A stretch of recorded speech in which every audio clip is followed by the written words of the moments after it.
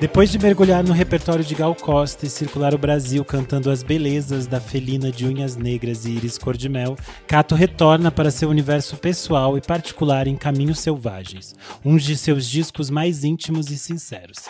Para desvendar os segredos desse novo trabalho, eu tenho o prazer de receber no Por Trás do Disco do podcast Vamos Falar Sobre Música, a nossa diva grunge Cato. Seja muito bem-vinda. Obrigada, Renan. Que delícia estar aqui de volta. Feliz pra caramba.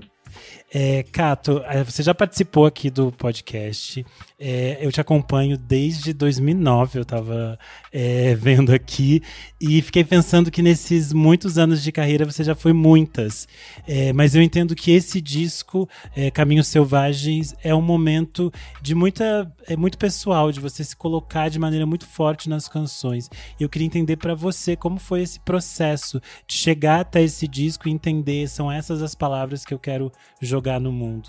Nossa, foi uma longa jornada, porque eu acho que esse é um disco meio síntese. Às vezes eu acho que o Caminhos Selvagens é como se fosse o meu debut, assim, de certa forma, porque tudo que eu fiz durante esses 15 anos profissionalmente na música, eu sinto que foi uma grande pesquisa para eu chegar nesse lugar que não é só da cantora, mas lugar também de quem, da poeta ou da instrumentista também, da produtora musical. Eu acho que o Caminhos Selvagens é um disco que ele sintetiza, de certa forma, todos os meus outros trabalhos e também todas as minhas referências, o que eu gosto de ouvir, assim, as minhas lembranças, as minhas memórias, né? Ele é um disco que ele é permeado de muitas piadas internas, assim, tipo, em termos de timbres e sonoridades. Uma homenagem também, eu acho, ao meu romantismo, sabe, sem escrúpulos, desde que eu era uma garotinha esperando o ônibus da escola sozinha. Eu acho que ele revisita muitos passados, muitas coisas, assim, sabe? Então tem essa coisa de amalgamar uma existência inteira em 8 faixas. Sim, e é interessante que você vem depois de um processo que você estava num disco que era revisitar o repertório da Gal, mas lá em 2017 você tinha lançado o Cato, que era um ponto de virada, eu acho, de afirmação muito forte na sua carreira. É um disco que eu particularmente amo, assim, acho que foi muito importante para mim também numa fase ali de dores e de transição, mas nesses 7 anos de lá para cá, acho que a gente viveu um surto, a gente viveu tragédias coletivas, Você imagino que tenha vivido dramas pessoais também que reverberaram nesse disco. E eu queria entender um pouco como foi essa montanha-russa pra você. Até porque você tinha prometido, como esse programa demorou pra sair, você prometeu que esse programa seria tipo o Sofá da Hebe. E eu tenho até áudio pra provar. Isso o Nick pode colocar aqui depois. Então deixa eu acender aqui um cigarrinho de artista e bora. Não, então, eu acho que assim, o Caminhos Selvagens, ele era o disco depois do Cato. Na verdade, eu lancei o Cato em 2017. Eu comecei a compor por Caminhos Selvagens em 2018. Eles têm uma coisa assim ele era o próximo disco. Só que eu comecei a compor ele em 2018, comecei a amadurecer as composições em 2019. Quando chegou 2020, o meu projeto era começar a gravar, começar a trabalhar de fato na produção desse disco. E foi muito difícil segurar esse conceito todo durante todo esse tempo, porque quando eu comecei a pensar no Caminhos Selvagens, ele já tinha toda essa cara. Tipo, já tinha o look Barbie Rocker de cor-de-rosa, filha da Courtney Love, cabelo platinado, tudo isso já fazia parte da minha imagem, do que eu queria até como imagem pro disco. Então foi muito louco porque também tiveram muitas coisas. Eu acho que esse processo, esse período de sei lá, de gestação mesmo que esse trabalho teve, foi muito positivo para mim, porque tinha algumas coisas que eu não estava nem um pouco pronta para externalizar, assim, tipo, pessoalmente mesmo. Acho que não é só a coisa do ser artístico, assim, mas da parada de, tipo, a gente, dentro dessa obra existe uma vida e existem processos de vida que às vezes a gente não consegue dar um passo maior que a perna, assim, né? Por exemplo, os vocais desse disco, eu só consegui, de fato, fazer eles acontecerem depois que eu fiz o Belezas, porque eram músicas dificílimas de cantar.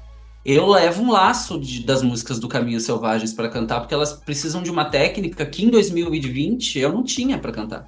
Então não teria sido um disco com esse acabamento, justamente porque eu não estava pronta enquanto cantora para assumir as minhas próprias músicas. E isso foi o mais engraçado. Eu acho que durante todo o processo de fazer, porque eu comecei a gravar esse disco já nas composições, assim, eu nem sabia que isso estava acontecendo. Eu ia lá, compunha a música, me divertia compondo, pegava o meu celular no GarageBand, gravava mesmo com um fone de ouvido, assim, era tudo muito rudimentar. Então ele parte dessa coisa de nascer das demos, de demos muito íntimas, com essa sonoridade do contraponto entre esses instrumentos acústicos tocados em casa, essa coisa com a voz um pouco mais frágil também, os beats, né, que eram os beatzinhos mais simples do 808 do GarageBand, e depois a gente transporta isso para a banda, transporta isso, mas tudo que o disco já estava ali nesse processo, né? Então acho que é um disco que ele teve uma vivência assim que tudo que eu fiz, o Love Cat Live, todas as minhas aulas de voz, aula de instrumento, eu botei muito a mão na massa nesses últimos 5 anos, em termos de pegar o meu trabalho para mim, de realmente executar ele, não só encomendar ele, assim, né? E assumir, inclusive, esse processo enquanto linguagem estética, né? Porque, sei lá, eu acho que tudo que eu gosto, eu tenho certeza que tu também gosta disso, Renan, porque a gente é farinha do mesmo saco, vem um pouco dessa coisa lo-fi que tem uma fragilidade, uma aspereza, até mesmo, sei lá, uma falta de acabamento que, para mim, é atraente, né? Eu acho que todas as correntes artísticas que me formaram, né, tipo, em todos os sentidos, partem também de um olhar bastante íntimo que sobrepõe a virtuose e a técnica. Mas para até tu encontrar a tua linguagem, isso é um processo que eu fui muito guiado, assim, acho, por tudo isso, desde, sei lá, 2018, quando eu comecei de fato a compor, até 2025, quando eu dei o ponto final nesse disco, foi para mim um TCC. Eu estava num curso de como ser um artista independente que bota a mão na massa e cria seu próprio conceito com o seu computador, seu celular e seus amigos. É bem isso. É interessante isso que você falou da composição e como começa esse processo já ali nas palavras, porque você vem de um início que era muito de intérprete e às vezes a intérprete se sobrepunha à compositora Cato. E eu acho que nesse disco as duas se casam de uma forma muito bonita. E eu queria entender para você também esse processo de transformar os seus sentimentos, as suas emoções nessas canções. Como foi esse processo de lapidar essas canções? Foi muito sofrido. Foi tudo muito sofrido, porque lidar com essas músicas fez com que eu me defrontasse com todas as minhas fragilidades, na verdade. Então eu percebia como eu cantava mal, como eu era desafinada, como eu tocava mal violão, como eu tocava mal guitarra, como tudo era muito sujo, como tudo era muito cru, né? Em contraponto com essa imagem, talvez até eu mesma tivesse de mim, da intérprete que canta qualquer coisa, né? Tipo, quando foi para cantar as minhas próprias verdades, eu me engasgava. Eu cheguei no estúdio, né, as primeiras músicas que eu gravava, assim, eu entrava em prantos. Eu me boicotei de todas as formas. Eu virava à noite no dia que eu não podia virar, eu chegava no estúdio completamente virada, completamente de after, ia gravar a voz e começava a ter uma crise de choro. Foi muito louco, tipo, chegar nisso, assim. Né? Eu acho que, na verdade, antes de eu ser intérprete, né, conhecida, eu sempre fui compositora, assim, eu sempre fui compositora, mas talvez eu não tivesse tanta confiança no que eu escrevia, porque eu achava que o que eu escrevia não interessava a ninguém. Justamente porque era tão estúpido que aquilo se tornava uma coisa assim, vamos lá, né? Tipo, mas eu acho que a maturidade também e a vida fez com que eu fizesse as pazes, de certa forma, com essa verdade e com a beleza do que é simples, sabe? Eu acho que eu componho muito melhor hoje que eu posso simplesmente escrever uma música como Yuri, por exemplo, que não é nada simples, mas que também não se propõe a ser barroquista, assim, nada, sabe? Quando eu escrevi Saga, por exemplo, que eu acho que é a música mais emblemática, uma das mais emblemáticas e uma música que me revelou, ela é uma música que tem uma coisa de adolescente. Quando a gente é adolescente, a gente quer escrever bem. A gente quer mostrar que a gente sabe fazer melodia. A gente quer ser fodona, entendeu? Agora que eu sou uma jovem senhora de quase 40 anos, eu não me importo mais em ser fodona. Eu acho que isso não me diz nada. Eu prefiro ser, de fato, me conectar com as pessoas. E eu acho que o caminho que eu encontrei no Caminhos Selvagens para, de fato, me encontrar com as pessoas foi através do meu ridículo também. da coisa que era mais íntima, de entender o quanto que aquele melodrama, ele é comum entre todas nós, assim. A gente vive histórias muito parecidas e, de fato, eu, como fã, não como artista, mas como fã, sou aquela que chora nos momentos mais estúpidos das músicas, né? Eu acho que, sei lá, eu sempre gostei de canção romântica. A canção romântica, pra mim, sempre foi, no fim das contas, quando a gente tá na merda, entendeu? Tudo que a gente quer ouvir é sei lá, Memórias Crônicas e Declarações de Amor da Marisa Monte, sabe? É o Álibi da Bethânia, é o Roberto Carlos Detalhes. Quando a gente quer dizer alguma coisa, porque eu gosto dessas músicas que elas dizem por nós o que a gente não tem coragem de dizer, de tão estúpido e cru que é. Então, sei lá, eu lembro quando eu escrevia assim, os textos, as primeiras letras do Caminhos Selvagens, eu ria de mim mesma, porque começou num humor negro sobre mim mesma, dizendo, porra, eu não acredito que eu tô contando essa história, gente, porque isso aqui é tão ridículo, que eu não acredito que eu tô contando isso, mas justamente por ser muito verdadeiro, assim, eu falei, eu acho que esse é o caminho que tem que seguir, porque eu não suporto mais não ter essa via direta de falar a minha história nua e crua diretamente, sabe? Eu acho que também isso tem a ver com todo um processo terapêutico de ser uma pessoa emudecida pela, sei lá, por tudo que eu passei, né? Silenciada. Eu acho que eu também, de certa forma, só me vi pronta para contar a minha história em primeira pessoa depois que eu consegui fazer minha afirmação de gênero acontecer. Porque esse texto faz todo sentido com quem eu sou hoje, assim. Talvez eu com 25 anos de idade não estava nem um pouco pronta para cantar nada disso. Eu acho que eu não tinha recurso emocional e nem acesso a esse tipo de verdade dentro de mim para que eu pudesse, sei lá, ir para uma coisa mais direta, assim. Sim. É bonito você falar isso, porque quando a gente ouve o disco, pra gente, enquanto ouvinte, transparece muito uma liberdade, mas também uma confiança nesse ouvinte, de como se a gente estivesse dividindo isso ali numa mesa de bar, num botequim, num lugar esfumaçado. Tem uma coisa confessional que eu acho que é muito bonita. E aí eu acho que por isso a gente pode entrar um pouco já nas faixas. USAA knows dynamic duos can save the day, like superheroes and sidekicks, or auto and home insurance. With USAA, you can bundle your auto and home and save up to 10%. Visit USAA.com/bundle. Bundle savings are off total premium, not available in all states or in all situations. To qualify, auto policy must be active prior to property policy issue, subject to change. Restrictions apply. Membership eligibility and product restrictions apply and are subject to change. USAA means United Services Automobile Association and its affiliates, San Antonio, Texas. Porque eu acho que a abertura do disco já é um pé na porta, dizendo assim, chegamos ao Caminhos Selvagens, esta é a Cato, e aí a gente abre com Eu Não Aprendi a Perdoar, que eu acho assim uma das mais incríveis do disco. Eu lembro que a primeira vez que eu ouvi o disco, quando vocês me mandaram, eu fiquei muito com essa no repeat, junto com outra que eu vou falar depois, mas eu acho que essa é uma abertura incrível.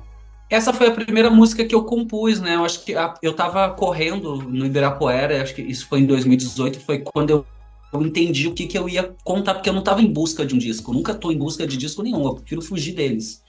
Mas quando eles me pegam, aí eu não consigo, porque gravar disco é uma coisa muito dolorosa. E eu também não consigo, assim, ir compondo e blá, blá, blá.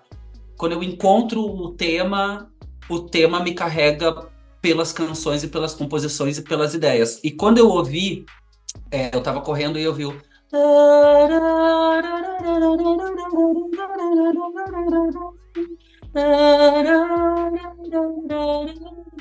Então essa música ela nasceu do tema instrumental dela. Primeiro eu ouvi essa melodia e essa melodia foi me levando às palavras, e aí quando eu li o texto que eu escrevi, eu pensei, bom, este é o disco de melodrama. Então ele é o disco de melodrama, ele tem que ser tipo correndo escada abaixo. Eu acho que trovoadas é aquela coisa da natureza trágica e de todos aqueles símbolos da heroína da novela, que também é a vilã da novela. Então essa música ela tem essa coisa de ser muito épica, né? Porque por mais que os nossos amores e as nossas lembranças sejam absolutamente triviais, pra gente, elas são pura ópera, né? Eu acho que do ponto de vista de quem tá sentindo, independentemente do que seja aquele fim ou aquela dor ou aquela memória, essa memória, ela é a nossa ópera. Então essa música, ela nasceu dessa inspiração e sabendo que ela era um abre-alas mesmo. Por isso que eu sempre mantive ela como abertura do disco inegociavelmente, porque ela é o capítulo inicial de qualquer maneira. É interessante você falar da nossa trivialidade, né? Porque sempre se fala nesse universo de que quando você conta as coisas mais banais, as coisas mais triviais ali sobre o seu quintal, sobre a sua varanda, essas coisas ressoam de uma forma muito forte do que quando a gente tenta abraçar o mundo, digamos assim. Eu acho que esse disco nos toca nesse lugar de ser algo extremamente íntimo seu, mas que ressoa nas nossas experiências coletivas mesmo, nas nossas intimidades, nas nossas solidões, nas nossas perdas, e que eu acho que bate de uma forma ainda mais forte quando a gente pensa nesse universo que a gente vive pós-pandemia, nesse tempo diluído que a gente vive, que a gente não entende o tempo que passou de 2018 para cá, né, de tudo que aconteceu. E aí eu queria falar agora sobre Eu Te Amo, que é a segunda faixa e que foi lançada como single, e que eu acho que é um single muito potente para apresentar um pouco da identidade desse disco. Queria que você falasse um pouco sobre essa canção. Essa música, ela veio um pouco depois, assim, ela foi não foi uma das últimas, mas foi com uma segunda ou terceira safra, assim, porque eu compus muitas músicas para chegar nessas 8. Mas, assim, só complementando uma coisa que tu acabou de dizer, que eu acho muito interessante, a experiência que eu tive na pandemia, quando eu tava fazendo as lives e fazia live toda quinta-feira e ficava com as pessoas conversando e cantando e entendendo, aquilo fez com que eu entendesse pela primeira vez que eu não tava sozinha, né? Eu sempre tive essa coisa do tipo de ser uma artista e pensar que a gente tá brilhando mas na verdade hoje eu sinto que eu tô brilhando com as pessoas. Eu acho que foi uma oportunidade que eu tive de ouvir o meu público, de entender o que o meu público ouve, quais são as músicas que emocionam, empolgam as pessoas. Também eu acho que a experiência tocando na noite, fazendo DJ set, tocando as músicas que a gente gosta, fez eu entender o quanto que aquilo não era... eu me achava sempre muito estranha. Eu achava que eu era uma pessoa estranha, que ninguém gostava do que eu gostava, que aquilo não interessava a ninguém, só a mim. Eu achava que eu estava sozinha a vida inteira, e aí eu percebi que eu não estava. Então, essa parada de ser uma confissão na mesa do bar é de fato. Eu acho que esse disco inteiro eu escrevi pensando no meu público como amigos, e que de fato são amigos, né? Porque quando a gente vai pro palco, eu conheço aquelas pessoas, né? Eu me sinto parte daquela comunidade, eu me sinto parte daquele corpo. Então, poder ser tão sincera e cantar uma música como Eu Te Amo, que é uma baladona, assim. Uma baladona sem nenhum tipo de subterfúgio. Bora, anos 90, baladona de violão de aço, e aí eu te amo, eu te amo, eu te amo. Porque não precisa enrolar para falar uma coisa que não é fácil de dizer. Eu acho que essa música ela é interessante, que ela fica fazendo um jogo de te amo ou te odeio. O que é isso? Tu ama, tu odeia, tu sente, tu mente, tu inventa que ama, tu não ama. Eu acho que tem tantas coisas dentro de um Eu Te Amo, assim, e ao mesmo tempo também é só isso, um Eu Te Amo, vamos cantar comigo, sabe? Eu acho que essa música ela é simples, mas ela tem umas pegadinhas, assim, na poética dela que eu gosto, que tiram ela do lugar comum. Apesar dela não se, melodicamente, em termos de arranjo, tudo, ela ser uma bela de uma farofona, assim, que eu amo. Não ter vergonha também de ser romântica, né, gente? Durante muito tempo a gente ficou meio um pouco cínicas, eu acho, demais também, né? A necessidade de ser assim não tem mais, pra quê? Vamos todos morrer, não tem pra quê. Não precisa blasesismo, gente. Pelo amor de Deus, a gente já sofreu demais nessa vida, chega. A gente chega à terceira faixa, Solidão é uma Festa. Eu acho essa, assim, um desbonde total.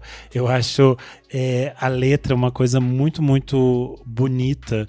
Quando ela fala ali, todas as canções me denunciam, se repetem sem igual. Como vou viver se ainda sou louca por você? Acho que tem um derramamento que é muito bonito. Queria que você contasse mais sobre ela. Essa música eu sempre pensei nela, tipo, sabe aquele momento que tu tá dançando num afterzão, assim, mas já apagou tudo, tu tá completamente dentro da tua própria história ali. Aí toca aquela música que tudo dilui, assim, o tempo dilui, as pessoas desaparecem, e de repente tu entra na lembrança, e aquele espaço vira um caleidoscópio de de sinceridades dentro de ti, sabe? Aquelas verdades, tu pensa assim, no fim das contas, é isso, como vou viver se ainda sou louca por você, boy, perigoso e mal. Não é um boy perigoso e mal, são vários, porque eles se repetem, né? Tipo, eu acho que... E eu acho que também tem isso, assim, eu acho que essa música... Eu gostei muito de escrever ela porque eu acho que ela é adolescente, sabe? Eu me conectei muito com a pessoa que eu sempre fui. Para mim, eu ainda tenho a mesma cabeça de quando eu era adolescente, que eu sou estúpida igual. E inconsequente, pior ainda. Mas eu sofria muito por amor. E eu acho que isso é uma coisa normal na gente que é LGBT, porque eu sinto que quando eu era jovem, o amor era uma coisa absolutamente proibida para mim. Para mim era inalcançável amar e ser amada. Para mim, poder viver uma história de amor, ela era uma coisa que eu vivia num delírio, porque de fato ele não se concretizava na vida real. Tudo era muito difícil, tu não podia pegar a mão da pessoa na rua. Tudo era um drama, e aí a família, e aí a época, sabe? E eu lembro desse meu romantismo, assim, que era, sei lá, tipo, totalmente idealizado também, sabe? E no fim das contas é isso, solidão é uma festa, gente. Tipo, a solidão, a gente, sei lá, eu acho que a gente... Essas histórias são absolutamente solitárias, né? Muitas histórias que a gente inventou para nossa vida são pura solidão. E são doces por serem isso também. Acho que é gostoso lembrar. Mas é isso. Eu acho que cada um, no fim das contas, vive na sua solidão e vive querendo inventar suas histórias. E é interessante quando a gente pensa nessas experiências de ser LGBT nesse contexto, porque a gente também cria outros caminhos, né? A gente passa por essas violências, esses silenciamentos, esses medos que vão nos perseguindo e até uma culpa que é incutida sobre a gente, e aí a gente acaba tendo que desenhar esses outros caminhos, assim. E aí eu acho que é muito bonito quando a gente chega na faixa de número 4, Para Yuri Todos os Meus Beijos, porque explode numa libertação, eu acho, também numa construção de outros amores, de outros ódios, de outras paixões, de outros desejos. E essa foi a faixa que eu fiquei mais obcecado quando vocês me mandaram o disco. E na pesquisa para esse episódio, eu achei muito curioso, porque essa é a faixa que as pessoas mais procuram a letra, lá no letras.música. Eu achei muito fofo, porque eu acho muito bonito quando as pessoas procuram a letra. E eu achei muito legal que essa tá lá em primeiro lugar, como a que as pessoas mais procuram a letra. Queria que você contasse sobre essa. Essa foi a última música que eu fiz pro disco. E eu tava literalmente, nesse momento, vivendo todo aquele turbilhão de homens, assim. Muitos. Que delícia, foi ótimo. E eu sentia também que tinha um despeito, porque eu tinha recém me separado e eu tava muito mal. Né? Teve isso, acho que esse disco ele acompanhou uma época da minha vida, tipo, isolamento, pandemia, transição de gênero, separação tristíssima, sabe? Êxtase, sexo, drogas, boate, remix de Cher, tudo isso nessa música, assim. E eu acho que ela tem uma coisa que eu gosto, porque esses nomes são de pessoas que existem, né? Eu lembro daquela música da Alane, sabe, Unsent, que ela fica mandando uns recados para uns bof dela, assim. Sim. Aí eu sempre quis fazer uma música assim. Eu pensei, bom, chegou a hora de eu dar o nome das criaturas tudo na música. E eu fui fazendo meio que uma declaração de amor, acho que para cada um deles, porque eu sinto que como essas histórias, elas são livres, e eu não tenho nem domínio sobre isso, eu sinto também que uma forma de eu manter elas dentro de mim é poder cantar isso para sempre. Então, independentemente do que aconteça, pelo resto da minha vida, eu vou cantar essa música, e nesse momento que eu estiver cantando essa música, cada uma daquelas palavras volta a ser realidade, então essas histórias de amor nunca vão acabar. Olha que louca. E ao mesmo tempo, eu sinto que ela não é só sobre isso, mas também quase uma despedida da minha juventude. Eu acho que esse momento, eu percebi que eu não acho que eu vou ser uma pessoa, acho que a juventude está no nosso pensamento, no nosso comportamento, o jeito que a gente vive, mas existe de fato um momento que tu não é mais jovem. E aqueles bares que a gente foi, a cena que eu pertencia, as histórias e os casos que eu vivi, os amores que eu atravessei, as músicas que eu ouvi, a época que eu vivi, tudo isso faz parte de um passado. E é muito difícil dizer adeus ao passado, né? Eu acho que a gente Porque eu falo Porto Alegre nunca mais assim, na música, né? Não é que nossa, Porto Alegre nunca mais. Não, é que Porto Alegre nunca mais. Aquela Porto Alegre do Lembra a gente no Garagem, o Ocidente, o Bambus, né? Tipo, todo aquele, sei lá, Augusta do Vegas, Mil Garage toda aquela cena que eu amava viver aquilo ali. Tudo mudou tanto, né? Tipo, eu tô me sentindo a senhora, tipo, completamente, sei lá, deslocada um pouco de novo, sabe? E eu acho que essa música ela tem essa nostalgia que mescla essa saudade dos amores da juventude, das coisas que a gente não vai abandonar e coisas que vão sempre manter, sei lá, a nossa história viva, né? Sim. É interessante que essa letra já é uma letra cheia de nuances que vai para essas narrativas, né? Apresenta esses cenários. E aí a gente chega na faixa de número 5, Caminhos Selvagens, que é a faixa título, é uma parceria sua com César Lacerda, e eu acho que essa tem uma complexidade ali de beleza poética mesmo, que é muito, muito interessante e muito rica. Acho muito bonito que ela dê título ao disco. Queria que você falasse um pouco dessa parceria, sobre essa letra. Então, essa música ela nasceu de uma encomenda minha mesmo, assim. O César, ele é um dos compositores que mais me entendem. Se eu tô precisando de música, ele tem. Se eu tenho uma ideia de letra, ele completa. Se ele tem uma melodia, eu escrevo. A gente tem uma sintonia de musical muito rara, como poucos artistas, assim, que eu conheci na minha trajetória. E eu queria escrever Na verdade, assim, tudo começou quando meu ex-namorado chegou pra mim e a gente tava conversando uma coisa aleatória, assim, X. Aí eu falei, nossa, minha vida é uma novela mexicana. Meu Deus, eu não aguento mais viver numa novela mexicana. Aí ele me perguntou, então, se a sua vida fosse uma novela mexicana, qual é o nome dessa novela? Como é que ela se chamaria? E eu imediatamente falei, Caminhos Selvagens. Só pode ser uma novela mexicana, Caminhos Selvagens, na minha cabeça.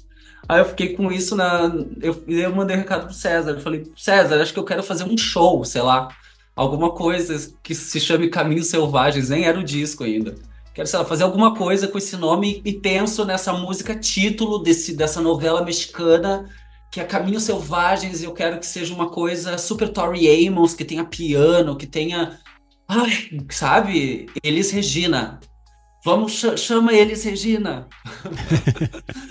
E aí o César é mineiro, né? E aí ele foi também lá para aquele momento Elise Milton, assim. Foi de fato uma homenagem a essa egrégora, assim. E aí ele me passou a melodia dele ao piano, cantando. E eu escrevi a letra e era uma oração mesmo, assim. Eu acho que é uma música que aquela cena do evento levou ao Never Be Hungry Again. Sabe? Tipo... A vingança de cantar a vida que habita em caminhos selvagens. Tipo, fodam-se vocês, ninguém me derruba. Tô viva, entendeu? Cada dia mais gostosa e agora platinada.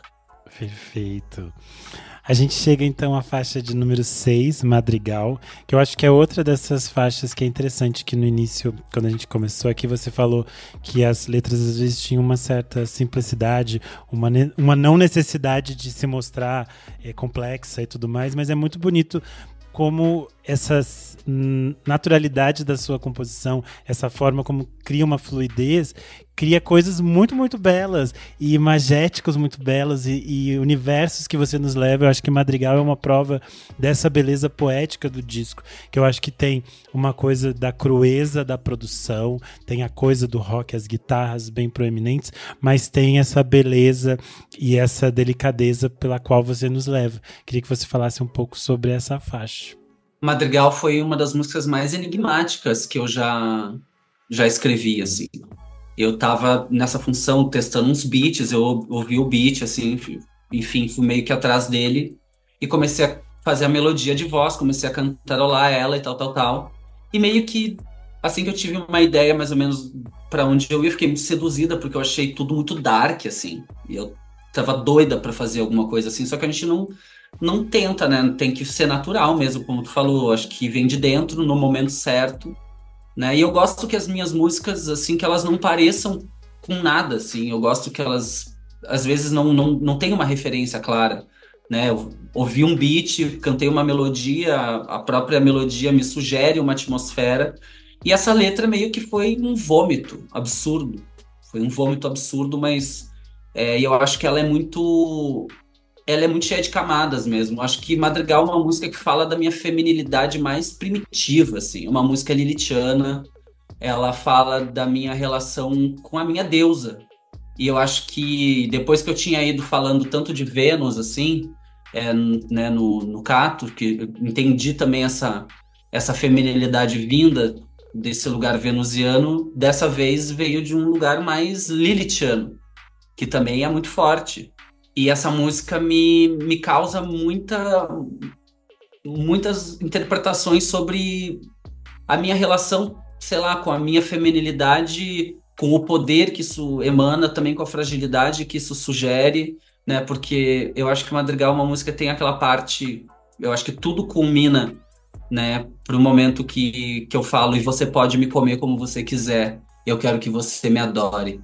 Tipo, é só isso. E tudo isso, né? Eu acho que essa frase, ela é muito forte pra mim. Quando eu escrevi isso, eu não pude desescrever. Porque depois que saiu, aí tu tem que encarar o que saiu de dentro de ti.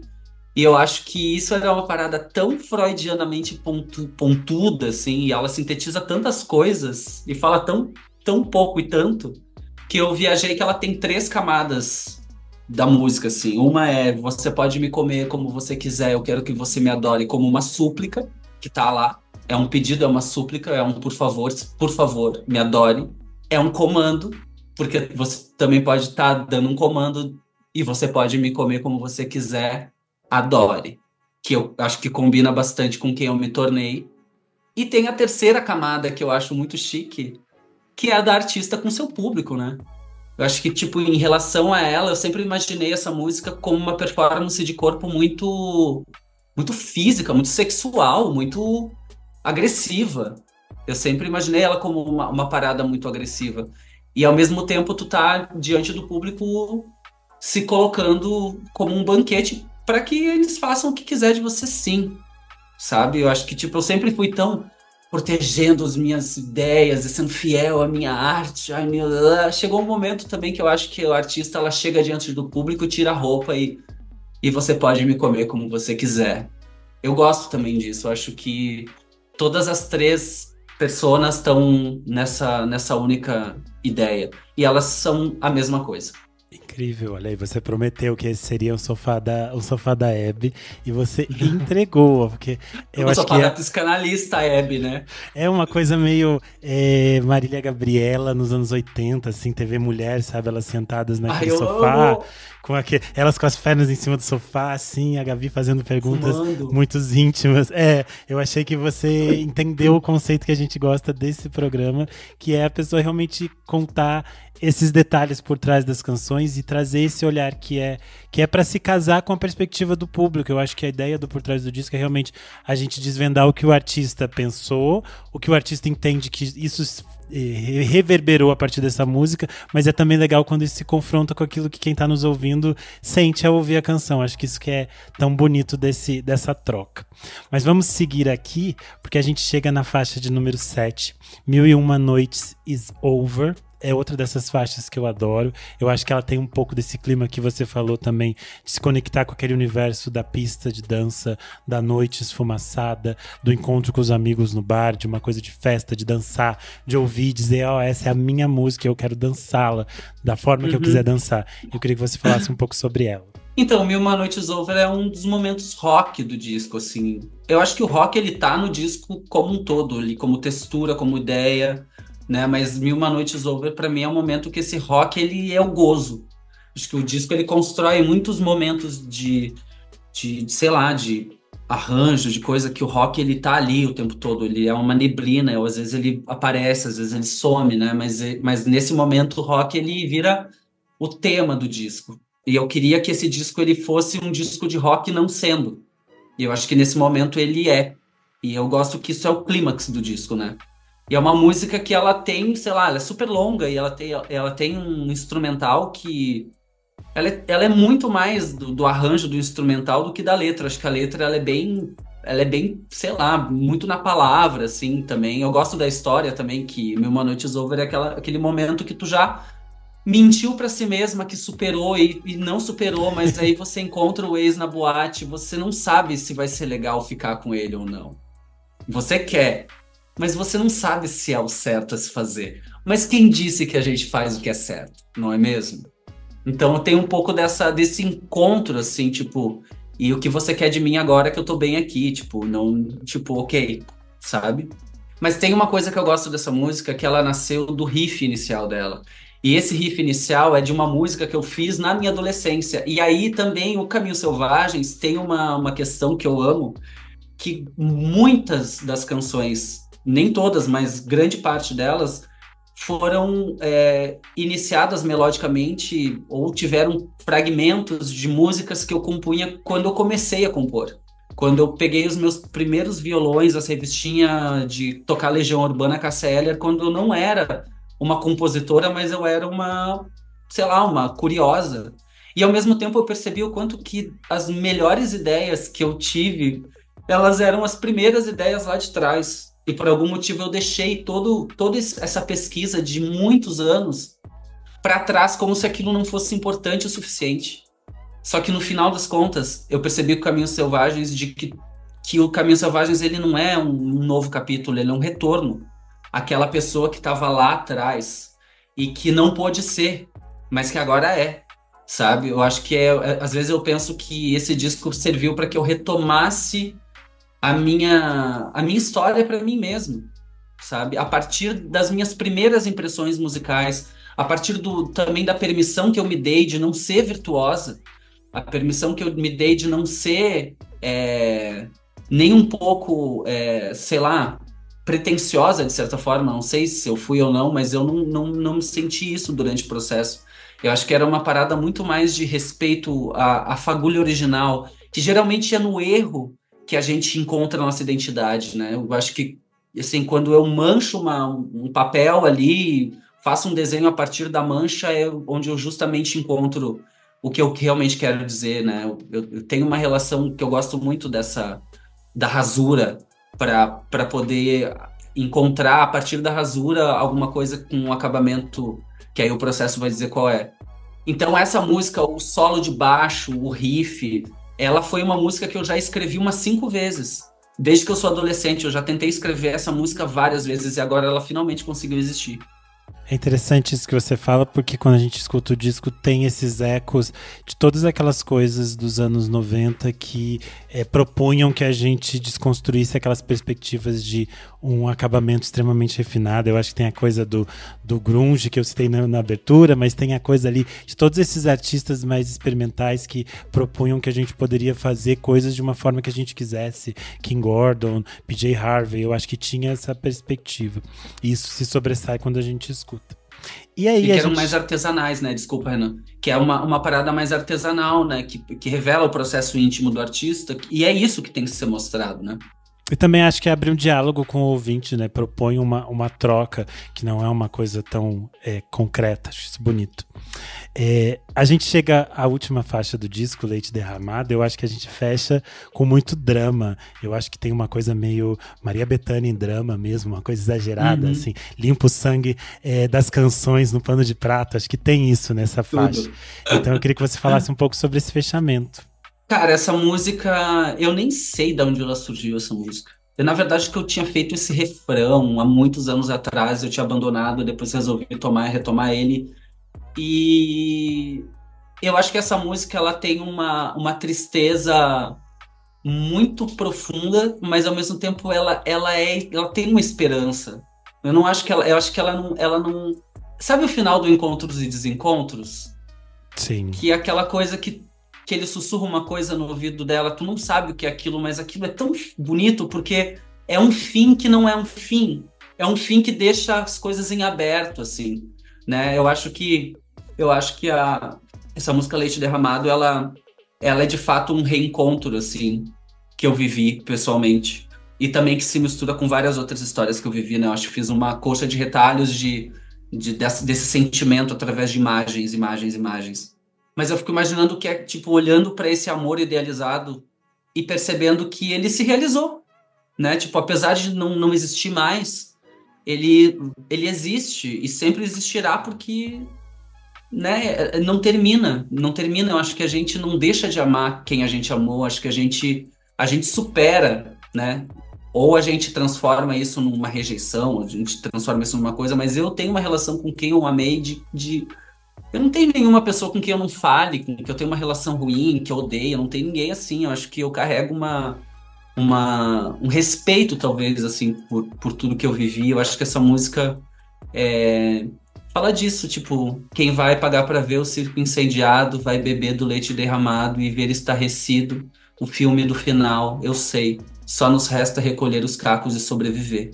É simples assim também, não tem o que fazer. Sabe, diante do inevitável, a gente só tem que aceitar o tamanho exato das coisas. É para sofrer e é para continuar vivendo. E aí vai se reencontrar numa festa e vai doer. Aí a gente segue de novo a vida, entendeu? É assim que eu, pelo menos, me guio pelo mundo. Eu acho que Leite Derramado faz dessa ideia um final de ópera. Mas que também ninguém morreu nessa ópera, tá todo mundo bem, né?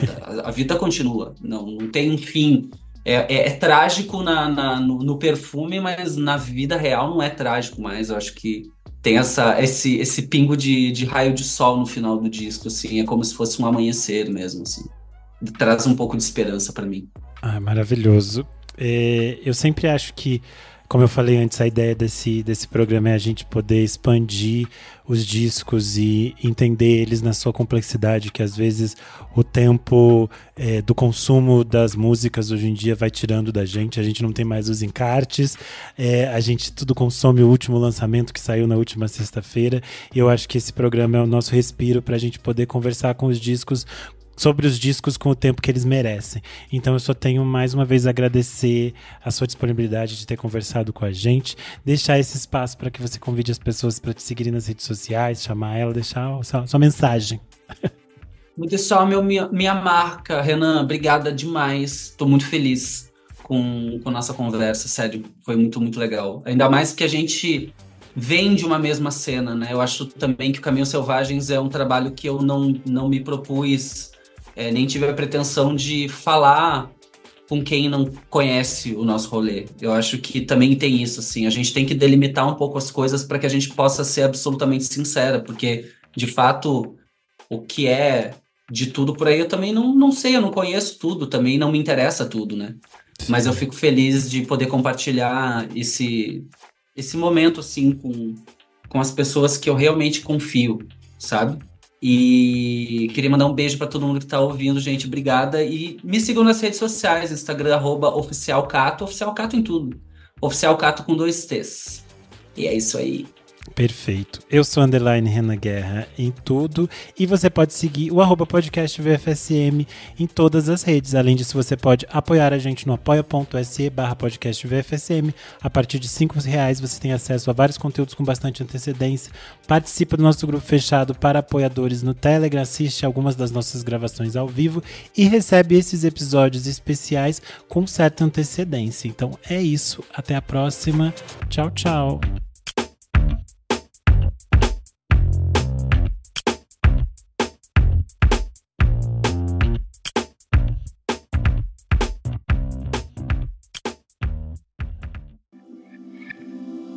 Esse podcast foi editado por Nick Silva. This episode is brought to you by FX's Alien Earth, the official podcast. Each week, host Adam Rogers is joined by guests, including the show's creator, cast, and crew, in this exclusive companion podcast. They will explore story elements, deep dive into character motivations, and offer an episode-by-episode behind-the-scenes breakdown of each terrifying chapter in this new series. Search FX's Alien Earth wherever you listen to podcasts.